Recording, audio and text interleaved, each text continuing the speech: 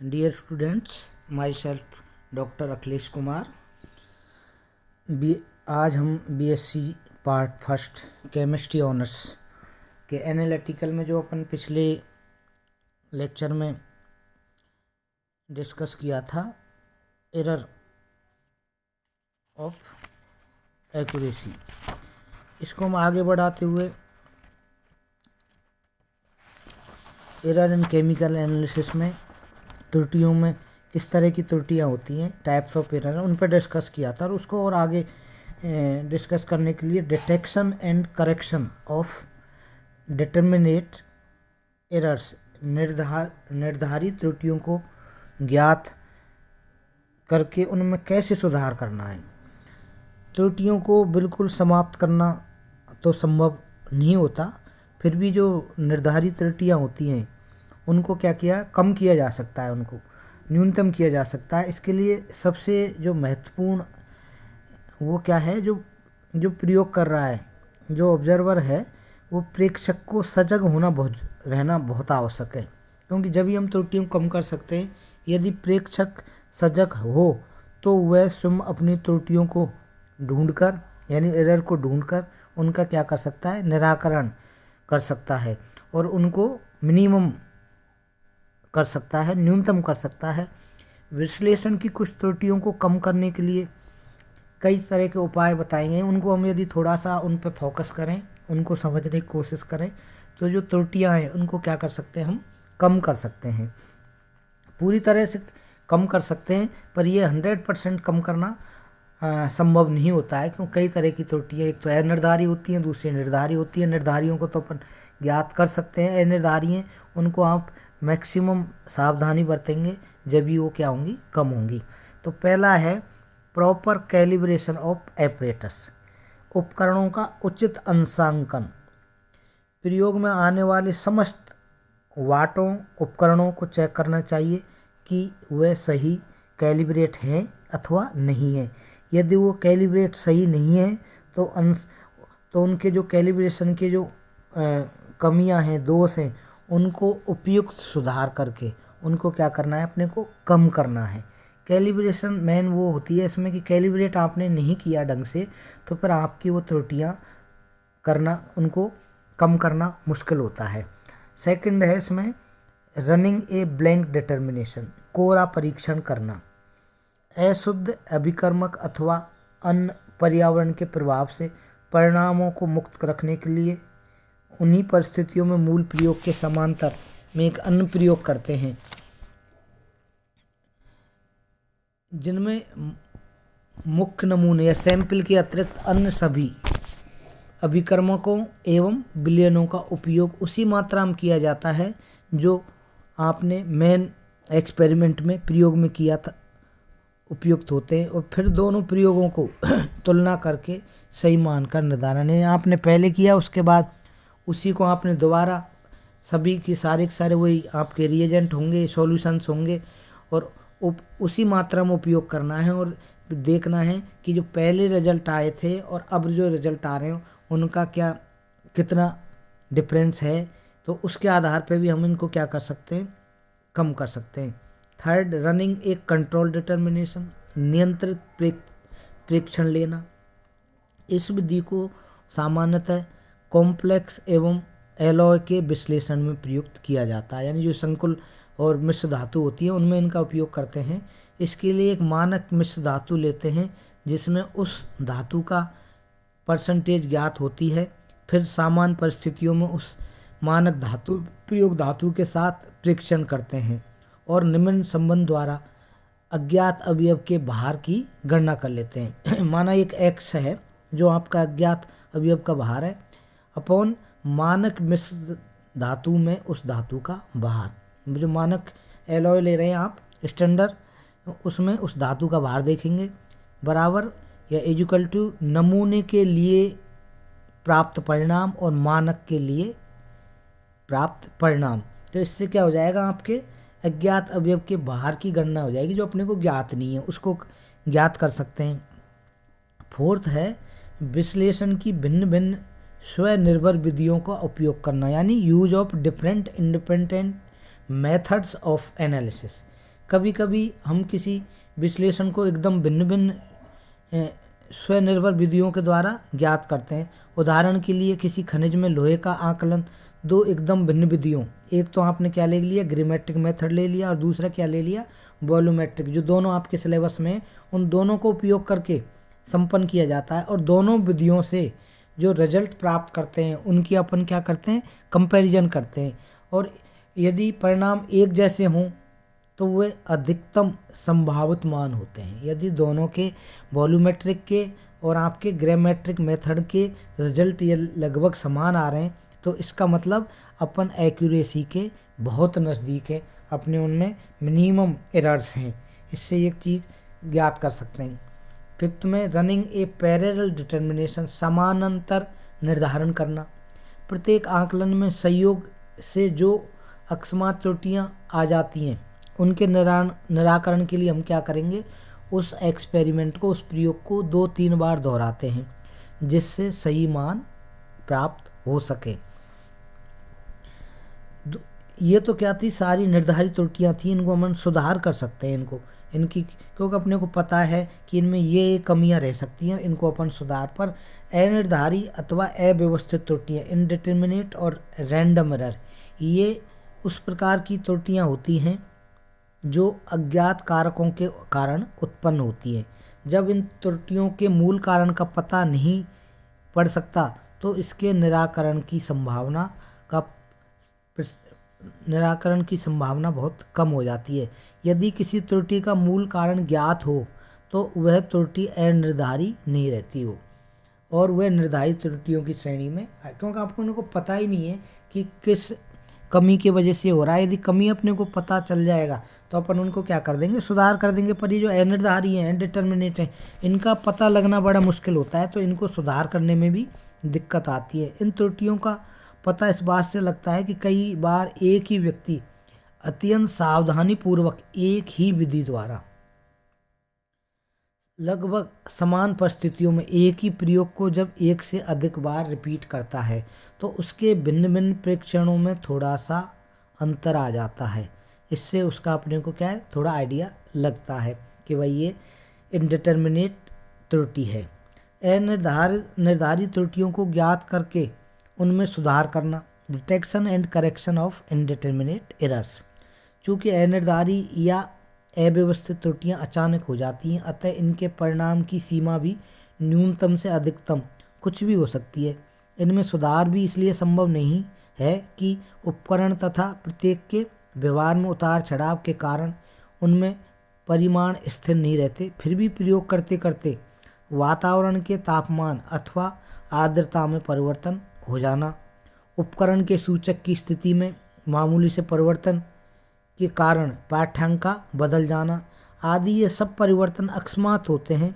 अतः इनकी जांच व निराकरण के लिए कोई सामान्य नियम तो होता नहीं, लेकिन कई मापनों से एक अधिकतम संभावित मान ज्ञात करने के लिए उसमें मैथमेटिकल लॉ ऑफ प्रोबेबिलिटी यानी गणितीय संभावना के नियम को लागू कर सकते हैं। इन त्रुटियों के उपचार के लिए स्टैटिकल मेथड को लागू किया जा सकता है। उनके द्वारा भी अपन इनको क्या कर सकते हैं, कम कर सकते हैं, इनको ज्ञात कर सकते हैं कि भाई ये अनिर्धारित त्रुटियाँ, इनको अपन पूरी एक्यूरेसी के साथ इसको सैंपल को टेस्ट करते जाएं या रिजल्ट दोबारा इन पर डिस्कस करते जाएं तो इनको क्या कर सकते हैं, अपन कम कर सकते हैं। तो ये छोटी छोटी जो कमियां हैं, गलतियां हैं, इनको अपन क्या कर सकते हैं, सुधार कर सकते हैं। इसके बाद जो अगला टॉपिक है इसका एक्यूरेसी एंड प्रिसिशन, यथार्थता एवं परिशुद्धता। अब हमने उसको जब ये त्रुटियां का मालूम था, अब उसकी एक्यूरेसी क्या है इस पर अपन थोड़ा सा डिस्कस करेंगे। किसी मापन में उस माप के सही मान वो प्रयोगों द्वारा ज्ञात किए गए मान यानी मेजर्ड वैल्यू के मध्य सामंजस्य के अंश को यथार्थता कहते हैं। अर्थात किसी मापन के बिल्कुल सही मान और हमारे द्वारा प्रेक्षित मान यदि एक दूसरे के कोऑर्डिनेट में हैं अथवा एक दूसरे के साथ बहुत अधिक समानता रखने वाले हैं तो हम कहेंगे कि हमारे प्रयोगों द्वारा ज्ञात मान काफ़ी यथार्थ हैं, एक्यूरेट हैं, लेकिन यह समस्या यह है कि शायद ही किसी माप के लिए एकदम निरपेक्ष रूप से सही मान ज्ञात हों। ऐसी स्थिति में हम उस माप के लिए सर्वाधिक स्वीकृत मान अथवा सर्वाधिक संभावित मान, मोस्ट एक्सेप्टेबल वैल्यू या मोस्ट प्रोबेबल वैल्यू को सही मान के रूप में लेते हैं, ट्रू वैल्यू के रूप में लेते हैं।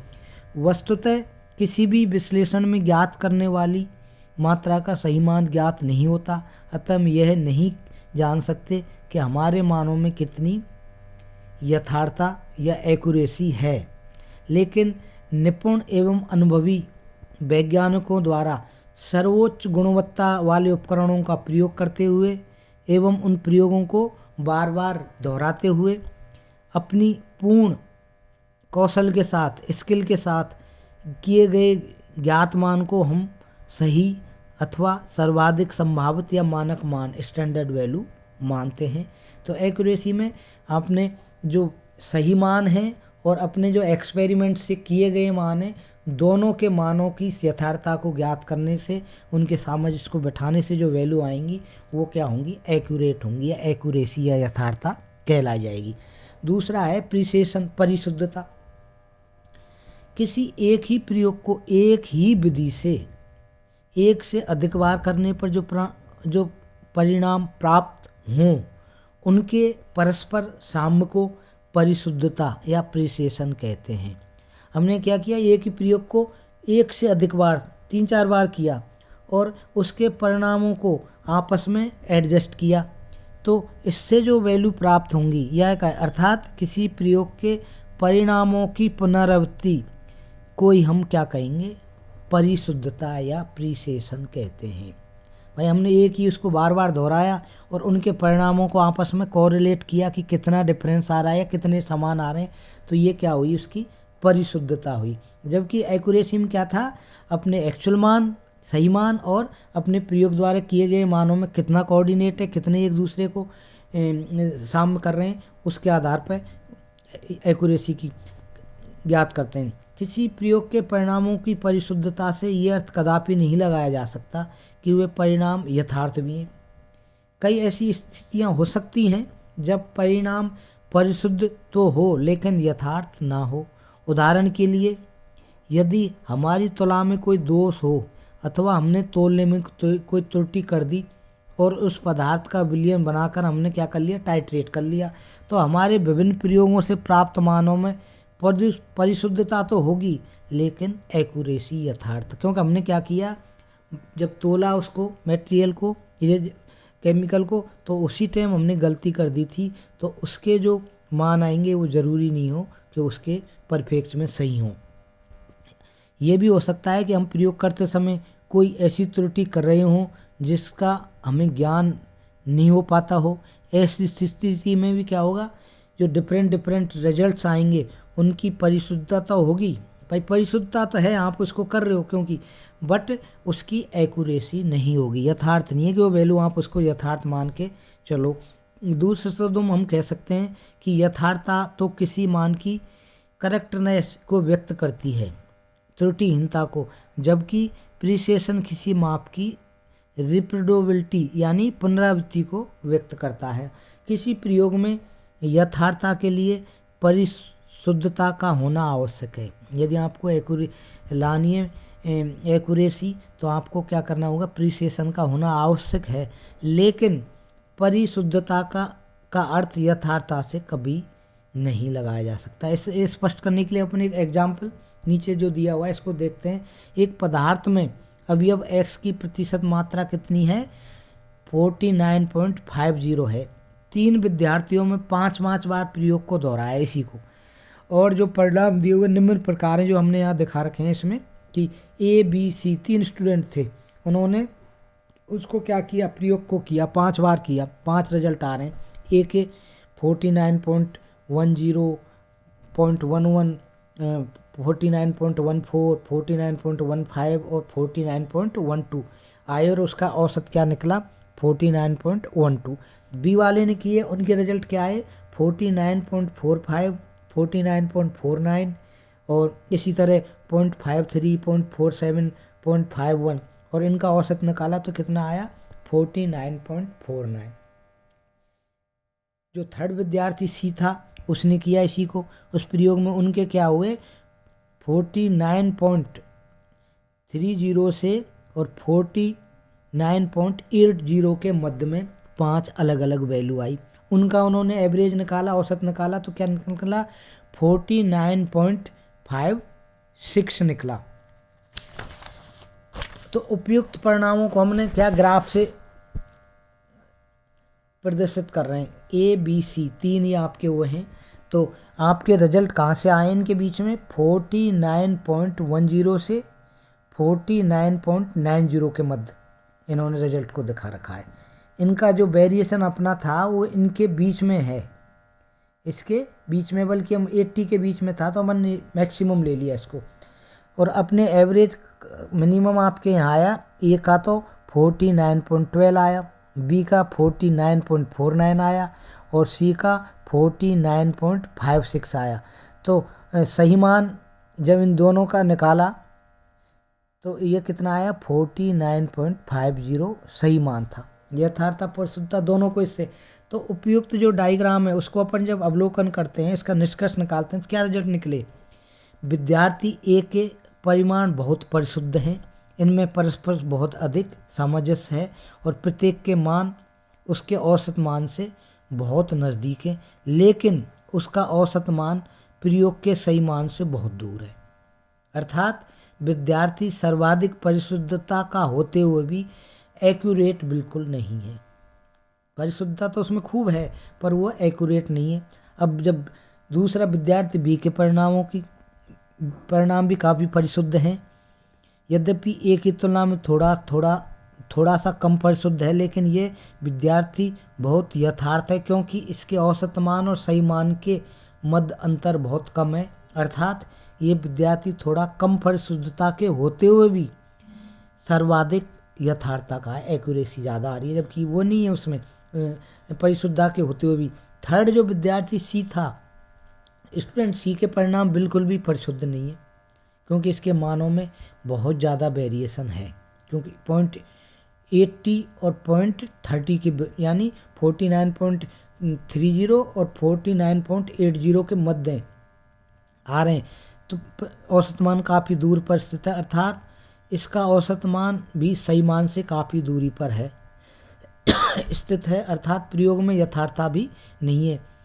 वैसे यदि संयोग से उनके प्रयोगों का औसत मान सही मान के नज़दीक भी होता है तो भी ये मान यथार्थ नहीं माना जाता, क्योंकि यथार्थता के लिए परिशुद्धता का होना भी आवश्यक है। चाहे उनकी दोनों के रिजल्ट कितने भी हों, तो किसी परिणाम की उच्च कोटि की यथार्थता एक्यूरेसी के लिए है आवश्यक है कि उसके परिणाम परिशुद्ध भी हों, लेकिन किसी परिणाम की उच्च कोटि की परिशुद्धता के लिए ये बिल्कुल भी आवश्यक नहीं उसके परिणाम यथार्थ हों। इस टॉपिक को अपन और अगले उसमें और डिस्कस करेंगे इनके एग्जाम्पल लेके, जिससे आपके कोई भी कन्फ्यूजन हो उसको अपन क्या कर सकते हैं और एक्यूरेट कर सकते हैं।